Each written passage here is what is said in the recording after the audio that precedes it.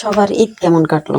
আমার তো আলহামদুলিল্লাহ ভালো কাটছে। তারপরও তো কোরবানির ঈদ, গরু টরু গোস্ত মোস্ত ভাগ করা, সবারই ঘরে ঘরে নাই দিয়ে আসা, রান্নাবান্না করে দিয়ে আসা, মানে অনেক ঝামেলা ছিল, মানে অনেক কাজ ছিল। আর একা মানুষ তো এই জন্য বেশি ঝামেলা হয়ে গেছে। তারপর আলহামদুলিল্লাহ ভালো আছি, একটু অসুস্থ হয়ে গেছি, তারপর আলহামদুলিল্লাহ ভালো আছি। আর আজকে দেখাবো আমি এই ভিডিওতে আমার কাউ। আপনাদের কোন অঞ্চলে এই ফলটাকে কি বলে? আমাদের গ্রাম অঞ্চলে এটারে কাউ বলে। আর এটা এত টেস্ট বলার বাহিরে। আসসালামু আলাইকুম ভাই ব্রিয়ান, আশা করি সবাই ভালো আছেন। সবাইকে আবারও জানাই ঈদ মোবারক। অবশ্যই এটা আজকে ঈদের মনে হয় দ্বিতীয় দিন হয়ে গেছে, মনে হয় না, সত্যই দ্বিতীয় দিন হয়ে গেছে।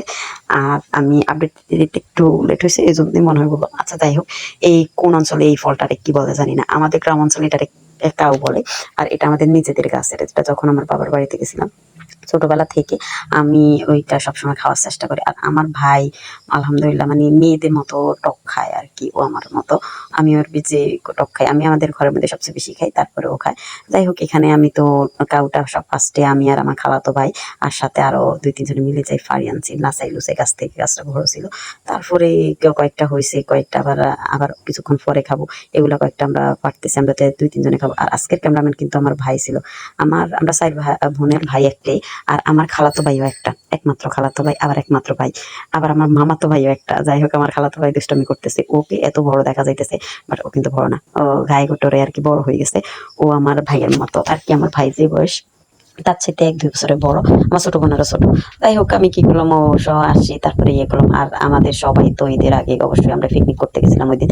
তো আমি তো অনেকদিন পরে, 4 মাস পরে আমার বাপের বাড়িতে গেছি। তো সবগুলা তো আমার জন্য ওয়েট করতেছে, সব ফল গুলা, কারণ আমার সব ফল কিন্তু এখানে অলরেডি আমাদের বাড়িতে আছে। যেমন কাউ, এন্না, তারপরে এখানে আপনারা ইয়ে বলেন লেবু আছে, আবার আরো আরো আম টাম। আমি আমের সময় যাই নাই, অবশ্য আম বেশি হয় নাই, পেয়ারা আরো, পেয়ারা তো এখন সিজন অবশ্যই।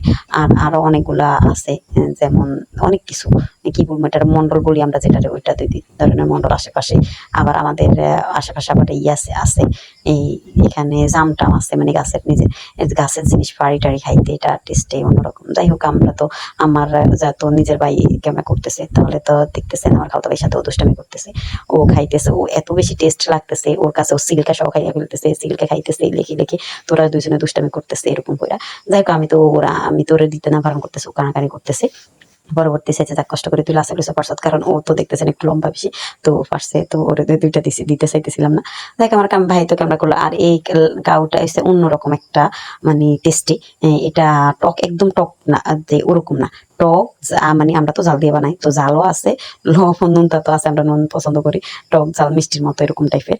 যাই হোক, এখানে তো দেখতেছেন আমার খাওয়া দাওয়াই কি করতেছে। আর এখানে আমরা ফার্স্টে এই টেস্টটা ছুরি দিয়ে কেটে নিলাম, কেটে তারপরে এটা মেখে নিলাম লবণ আর সামান্য, মানে লবণ দিয়ে আর মরিচ দিয়ে। আমরা তো লবণের প্রিয়, সবাই লবণ বেশি খাই। আর মরিচ ইচ্ছা মতো দিছি, এত ইচ্ছা মতো দিছি, মা বকতেছে যে তো ওদের কালকে ঈদ হবো, এত তেরে কি পেটে ব্যথা করবে না, মানে পেট জ্বলবে না, এরকম টাইপের বলতেছে। তোরা আসার পর থেকে সে মরিচ খেয়ে ফেলতেছে।